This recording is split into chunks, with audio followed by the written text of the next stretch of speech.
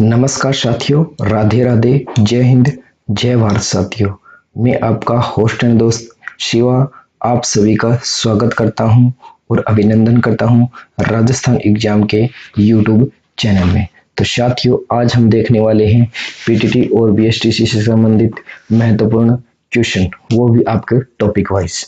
तो देखते रहिए और बिना गनगनाहट और बिना छनछनाहट के। तो साथियों देखिए, सबसे पहला प्रश्न है आपकी स्क्रीन पर, आपकी पलकों के सामने कि निम्नलिखित में से भाषा की सबसे छोटी जो आपकी लिखित इकाई है वो बतानी है आपको, कौन सी है। कैसी इकाई बतानी है साथियों? सबसे छोटी होनी चाहिए और लिखित इकाई होनी चाहिए, वो आपको बतानी है। तो ऑप्शन नंबर ए है आपका पद, ऑप्शन नंबर ब है आपका शब्द, ऑप्शन नंबर श है आपका वर्ण और ऑप्शन नंबर द है आपका ध्वनि। तो बताइए साथियों, क्या हो सकता है आपके हिसाब से? तो जी हाँ साथियों, सही है। इसका ऑप्शन नंबर आपका सही होगा साथियों। यानी आपकी शब्द होती है वो भाषा की सबसे छोटी जो आपकी सार्थक इकाई होती है वो होती है। जो भाषा की आपसे पूछे कि सार्थक इकाई कौन सी है, तो भाषा की सबसे छोटी जो सार्थक इकाई है वो आपकी शब्द है। और वर्ण आपकी है भाषा की सबसे छोटी जो आपकी लिखित इकाई है वो आपकी कौन सी है साथियों? वो आपकी वर्ण है। और भाषा की सबसे छोटी जो आपकी मौखिक इकाई है वो आपकी कौन सी हो जाएगी? ध्वनि हो जाएगी। और पद आपके शब्दों को जब वाक्य में प्रयोग किया जाए, जी हाँ साथियों, शब्दों को जब वाक्य में प्रयोग किया जाए और उसके बीच में जब व्याकरणिक संबंध स्थापित हो जाए तो उसे क्या कहते हैं? पद कहते हैं। तो इसका सही आंसर हो जाएगा साथियों स। इसका सही आंसर हो जाएगा स। और नेक्स्ट एक चमचमाते और धमधमाते क्वेश्चन की ओर बढ़ते हैं। नेक्स्ट क्वेश्चन आपके पलकों के सामने है बिल्कुल। तो देखिए साथियों, सबसे छोटा सा और प्यारा सा प्रश्न है कि हिंदी में ध्वनियां कितनी प्रकार की होती है। आपको बताना है कि ध्वनियों की संख्या कितनी होती है, ध्वनियों के प्रकार कितने होते हैं साथियों। कि हिंदी में आपकी ध्वनियां होती है उनके प्रकार कितने होते हैं। तो ऑप्शन नंबर ए आपका 2, ऑप्शन नंबर ब आपका 4, ऑप्शन नंबर स आपका 5 और ऑप्शन नंबर द आपका 6। तो बताइए साथियों, इसका सही ऑप्शन होगा साथियों ऑप्शन नंबर ए, यानी 2 होती है। तो कौन कौन सी होती है? तो सबसे पहली होती है आपकी स्वर ध्वनियां और दूसरी कौन सी होती है साथियों? व्यंजन ध्वनि होती है। तो आप कितनी हो गई? 2 हो गई। तो ऑप्शन नंबर ए इसका सही हो जाएगा। नेक्स्ट क्वेश्चन है आपके लिए क्वेश्चन नंबर 3। तो वो देखिए साथियों कि हिंदी वर्णमाला में स्वरों की कुल संख्या कितनी होती है वो आपको बतानी है। ऑप्शन नंबर ए आपका 10 होती है, ऑप्शन नंबर ब आपका 11 होती है, ऑप्शन नंबर स आपका 12 होती है, ऑप्शन नंबर द आपका 13 होती है। तो इसका सही आंसर क्या होगा साथियों? अभी आपका एग्जाम होने वाला है तो जल्दी से बता दीजिए साथियों। तो इसका सही ऑप्शन हो जाएगा ऑप्शन नंबर ब, यानी आपके स्वरों की कुल संख्या कितनी होती है साथियों? 11 होती है। कितनी होती है? 11 होती है। तो ठीक है, नेक्स्ट क्वेश्चन की ओर बढ़ते हैं। क्वेश्चन नंबर आपके सामने है 5वां। ये देख लीजिए साथियों, व्याकरण शब्द में कितने उपसर्ग है? आपको बताने हैं कि व्याकरण जो आपका शब्द ये दिया हुआ है व्याकरण शब्द है, इसमें आपको बताने हैं उपसर्गों की संख्या कितनी है। तो पहले देख लीजिए साथियों, उपसर्ग होता क्या है? उपसर्ग और प्रत्यय आपके क्या होते हैं? शब्द नहीं, क्या होते हैं? शब्दांश होते हैं। क्या होते हैं? शब्दांश होते हैं। यानी शब्द का क्या होते हैं? अंश होता है। इसके टुकड़े करते हैं तो क्या होगा? शब्द धन क्या होगा? शब्द धन क्या होगा? अंश होगा साथियों। यानी शब्द का अंश, यानी अंश का अर्थ हो गया साथियों भाग, या क्या हो गया? टुकड़ा। ठीक है, तो यानी शब्द का एक यह अंश होता है। और अंश कितने होते हैं? शब्दांश अंश कितने होते हैं? 2 होते हैं साथियों। तो सबसे पहला आपका कौन सा होगा? एक आपका होगा प्रत्यय। एक कौन सा होता है? प्रत्यय होता है। और दूसरा कौन सा होता है? उपसर्ग होता है। तो जो आपका उपसर्ग होता है वो आपका कहाँ पर लगता है? किसी भी मूल शब्द के जो आपके पूर्व में लगता है वो आपका क्या कहलाता है? वो आपका उपसर्ग कहलाता है। और पै फोर प्रत्यय, पै फोर क्या होता है? पीछे। जो आपका कहाँ पर लगता है? किसी भी मूल शब्द के पीछे लगता है वो आपका क्या होता है? प्रत्यय होता है। तो इसमें आपको बताने हैं कि कितने हैं। तो इसका सही आंसर हो जाएगा साथियों ऑप्शन नंबर ए, यानी 2 होंगे। कैसे होंगे वो भी निकाल कर देख लो। यहाँ पर आपकी यण स्वर संधि से इसके टुकड़े हो जाएंगे। वी धन क्या होगा आकरण, वी धन क्या होगा आकरण। और जब आकरण के टुकड़े और करते हो साथियों तो क्या बन जाता है आ धन क्या होगा करण होगा, आ धन करण। तो एक तो आपका वी हो गया और दूसरा आपका क्या हो गया आ हो गया। तो इसमें आपका पूछा गया है कि आपके उपसर्गों की संख्या कितनी है। तो एक ये रहा और दूसरा ये रहा, तो कितने हो गए 2 हो गए आपके उपसर्गों की संख्या। तो नेक्स्ट क्वेश्चन की ओर बढ़ते हैं। एक लबलबाता क्वेश्चन आपकी इंतजार कर रहा था, ये रहा आपकी प्यारी सी स्क्रीन के सामने। तो सब इसमें आपका है कि भाषा कहते हैं, आपको बताना है भाषा किसे कहते हैं। ऑप्शन नंबर ए क आपका है विचार या भावों के आदान प्रदान करने का साधन। ऑप्शन नंबर ख आपका है लिखने के ढंग को। और ऑप्शन नंबर ग आपका है भाषण देने की कला को। और ऑप्शन नंबर घ आपका है ऊपर के सभी। तो इसमें से कौन सा सही होगा बताइए साथियों। तो इसका सही ऑप्शन हो जाएगा क। इसका कौन सा ऑप्शन सही होगा क। भाषा आपका संप्रेषण का एक ऐसा माध्यम होता है, ऐसा साधन होता है, ऐसा एक जरिया होता है जिसमें हम अपने मन के भाव और विचार क्या करते हैं, भाव और विचारों का क्या करते हैं आदान और प्रदान करते हैं। यानी एक ये मान लो एक व्यक्ति है, ये रहा एक मान लो ये रहा एक व्यक्ति, ये एक व्यक्ति है और ये एक दूसरा व्यक्ति है। अब ये क्या करते हैं अपने मन के जो भाव प्रकट करते हैं वो किसके माध्यम से करते हैं, ये इससे कुछ कहेगा और ये इससे कुछ कहेगा। तो ये किसके माध्यम से प्रकट करते हैं, वो एक और जरिया आपका एक ही होता है, वो आपका होता है भाषा। तो कम से कम कितने व्यक्तियों की आवश्यकता है संप्रेषण में, आपके 2 व्यक्तियों की आवश्यकता है। ठीक है साथियों, जिसमें आप क्या करते हैं अपने मन के भाव प्रकट करते हैं। उसके बाद में आपका नेक्स्ट क्वेश्चन है क्वेश्चन नंबर 7। ये है आपका कि कंठ्य ध्वनि का उदाहरण है। आपको बताना है कि इनमें से 4 जो आपके ऑप्शन है, ऑप्शन नंबर ए है आपका च, ऑप्शन नंबर ब है आपका ट, ऑप्शन नंबर स आपका क, ऑप्शन नंबर द है आपका त। इसमें बताना है कि आपको कंठ्य ध्वनियां कौन कौन सी है। तो इसका सही आंसर हो जाएगा साथियों ऑप्शन नंबर आपका हो जाएगा स। तो कौन सा होगा क होगा। क आपकी क्या है कंठ ध्वनि है।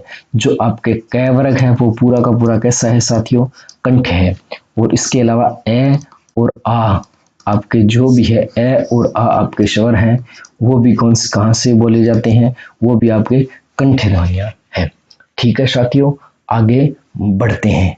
क्वेश्चन नंबर आपके सामने है 8वां। कौन सा है 8वां।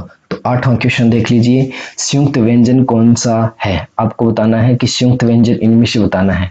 ऑप्शन नंबर ए आपका है ढ, ऑप्शन नंबर ब आपका ग, ऑप्शन नंबर श आपका ड और ऑप्शन नंबर द आपका ड।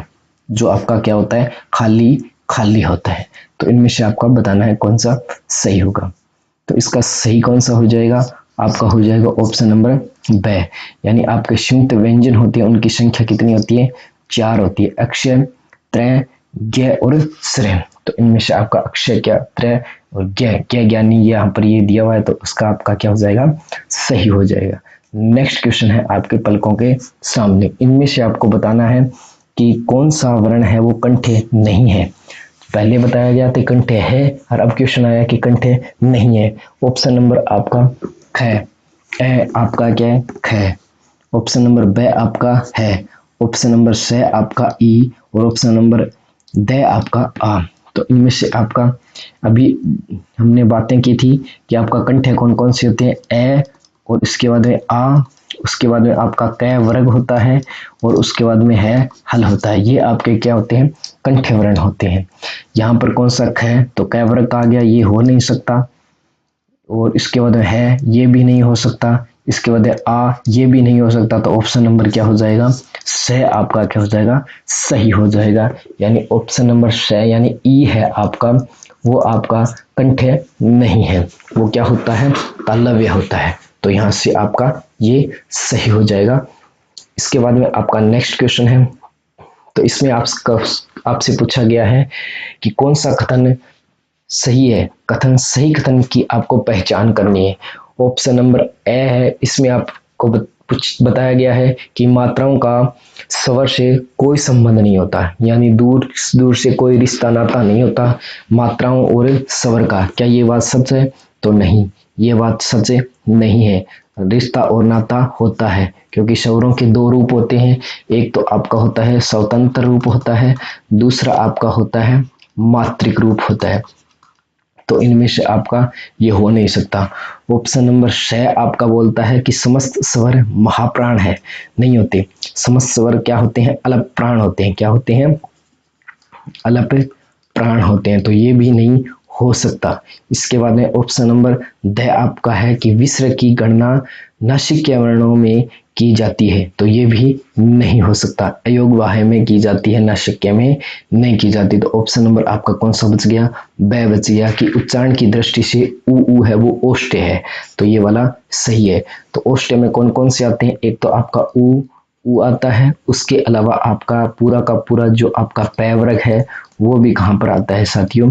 वो भी आता है आपका ओष्ठ्य में आता है। ठीक है। उसके बाद में आपका नेक्स्ट आपका क्वेश्चन है, इसमें आपको बताना है कि उच्छिप्त व्यंजन कौन सा है। आपको बताना है कि उच्छिप्त व्यंजन बताना है, उसकी पहचान करनी है। ऑप्शन आपके पलकों के सामने 4 ऑप्शन दिए हुए हैं, उनमें से बताना है आपको कि उच्छिप्त व्यंजन कौन सा है, ये आपकी पहचान करनी है। तो इसका सही आंसर क्या हो जाएगा? कि आपका पहला ऑप्शन है उसमें ले दिया हुआ है, और बे नंबर ऑप्शन है उसमें ढह दिया हुआ है, और से नंबर ऑप्शन है उसमें रह दिया हुआ है, और द नंबर ऑप्शन है उसमें फे दिया हुआ है। तो बताइए साथियों कौन सा इसका सही हो जाएगा? तो ऑप्शन नंबर इसका साथियों हो जाएगा ब, यानी आपका ढ और ढ, यानी ढ और क्या होता है ढ।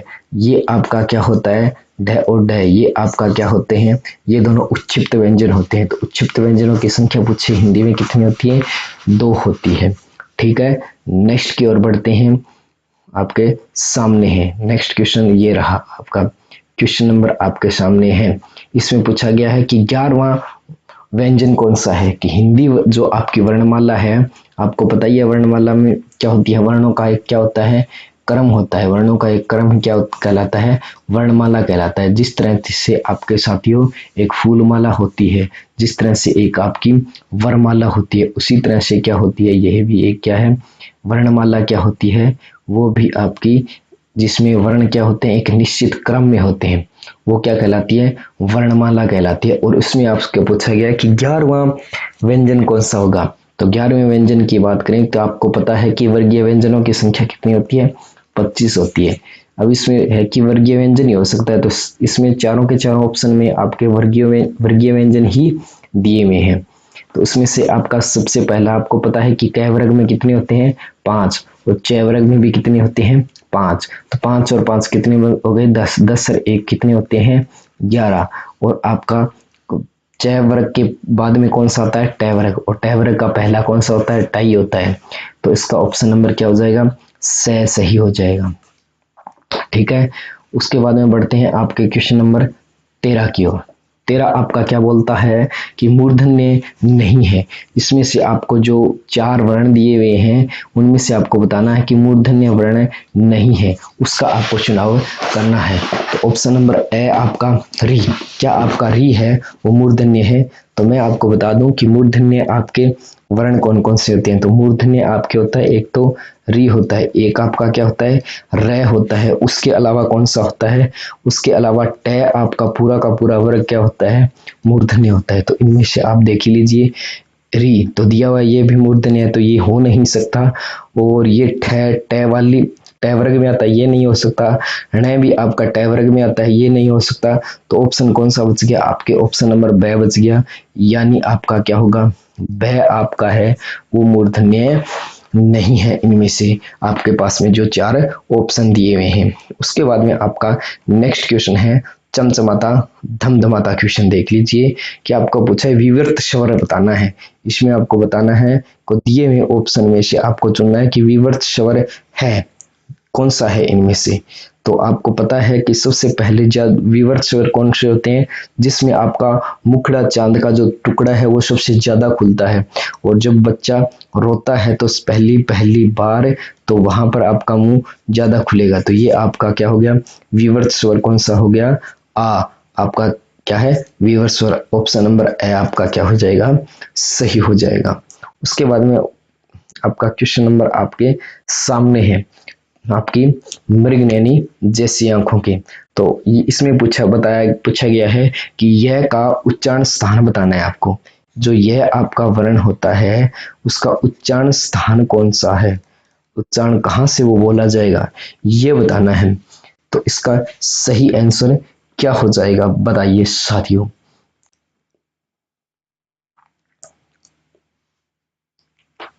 तो इसका सही आंसर क्या हो जाएगा, इसका सही होगा, देख लीजिए, यह होता है यस। यह फॉर हमने याद किया था, यह फॉर क्या है, यस। कहाँ पर, चमेली गई कहाँ पर, छत्ता लेकर, कहाँ पर, जंगल में, और वहां पर क्या नहीं था, जल नहीं था, और उसके पास आसपास क्या नहीं था, झरना नहीं था, तो क्या था, सब क्या थे, खाली खाली थे। तब क्या से सब क्या थे, खाली खाली थे। उसके बाद में उन्होंने किसको पुकारा, याद किया, किसको किया, शिव जी को याद किया। शिव जी ने क्या बोला, यस बोला, क्या बोला, यस बोला। तो उसके ने बोला, क्या बोला, यस बोला। और पानी आपको पता है जल कहाँ पर मिलता है, ताड़वे में मिलता है। कहाँ पर मिलता है, ताड़वे में मिलता है। और उसने क्या खाई थी वहां पर, मिर्च खाई, तो ई ई खाई थी। तो ये हो गया।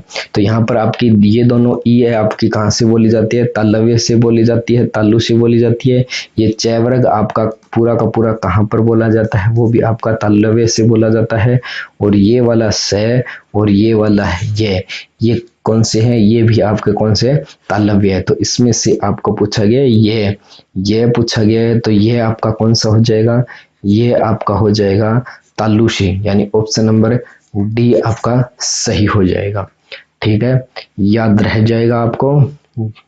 उसके बाद में देखो आपका क्वेश्चन है, इसमें आपसे पूछा गया है कि री स्वर नहीं है, किस शब्द में आपको है वो री स्वर नहीं है, कहां पर आपको दिखाई नहीं दे रहा है। तो सबसे पहला ऑप्शन आपका है कृपा, उसके बाद में है कृष्ण, और उसके बाद में मृत्यु, और उसके बाद में है राज। तो राज शब्द आपका है, इसमें आपका री नहीं है, यहाँ पर क्या है साथियों, रे है। तो ठीक है, तो ऑप्शन नंबर द आपका क्या हो जाएगा, यहाँ पर आपका एकदम सही हो जाएगा। और नेक्स्ट क्वेश्चन आपका देख लेते हैं क्या बोलता है। तो नेक्स्ट क्वेश्चन है आपका, हाँ यही है नेक्स्ट क्वेश्चन, ये नेक्स्ट क्वेश्चन ये रहा, ये आ गया, हाँ ये आ गया। और नेक्स्ट क्वेश्चन बढ़ते हैं इसकी ओर, है ना, ये है फिर, ठीक है। हाँ ये पूछा गया है, इनमें से ये आपका क्या है, इसमें आपको बताना है कि कौन से क्या है परस्पर से वर्ण है, यानी सहजातीय वर्ण कौन कौन से है। तो ये भी नहीं हो सकता, ये भी नहीं हो सकता। तो ऑप्शन नंबर क्या हो जाएगा, से आपका क्या हो जाएगा। तो यहाँ से आपसे पूछे कि ए और आ आपका क्या है, सहजातीय है। उसके बाद में ई और ई क्या है, आपके सहजातीय है। उसके बाद में ऊ और ऊ आपके क्या है, ये भी क्या है, सहजातीय। ये क्या होती है, सहजातीय वर्ण होते हैं। तो ऑप्शन नंबर से इसका सही हो जाएगा। तो नेक्स्ट क्वेश्चन आपके सामने है, तो देखिए नेक्स्ट क्वेश्चन क्या बोलता है, नासिक्य व्यंजन कौन सा है, आपको बताना है नासिक्य व्यंजन कौन सा है। नासिक्य व्यंजन कौन से होते हैं, जो कहाँ से बोले जाते हैं, नाक से बोले जाते हैं। तो नाक से आपके कौन से आएंगे, पंचम आएंगे। और पंचम कौन कितने होते हैं, 5 होते हैं। तो सबसे पहला कौन सा होता है, अड़े वाला खाली, फिर ई, फिर क्या होता है ण, फिर क्या होता है न, और फिर क्या होता है मैं। तो इनमें से आपको बता दूं, ये ई हो नहीं सकता, ये फिर हो नहीं सकता, पे हो नहीं सकता। तो ऑप्शन नंबर क्या हो जाएगा, ए आपका सही हो जाएगा, यानी मैं फॉर मछला, यानी मैं फॉर मछली आपकी सही हो जाएगी। उसके बाद में आपका है नेक्स्ट क्वेश्चन बोलता है कि फे का उच्चारण स्थान है। आपको बताना है कि जो आपका फे फल दिया हुआ है, इस फे फल का उच्चारण स्थान क्या होगा। ठीक है।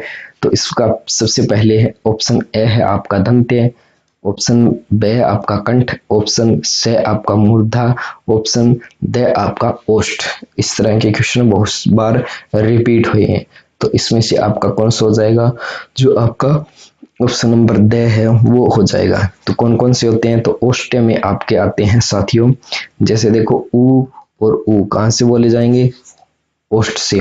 उसके बाद में पूरा का पूरा आपका पैवरण है वो भी कहाँ से बोला जाएगा, ओष्ठ से। तो इसका सही हो जाएगा ऑप्शन नंबर ड। तो नेक्स्ट क्वेश्चन आपके सामने है। हाँ जी, छह वर्ण किससे के योग से बनता है, तो ये आपका ऑप्शन नंबर ए दिया हुआ है, क और श ऑप्शन नंबर बे दिया है, क और च ऑप्शन नंबर श दिया है, कि क और छ और ऑप्शन नंबर ड दिया है क और स।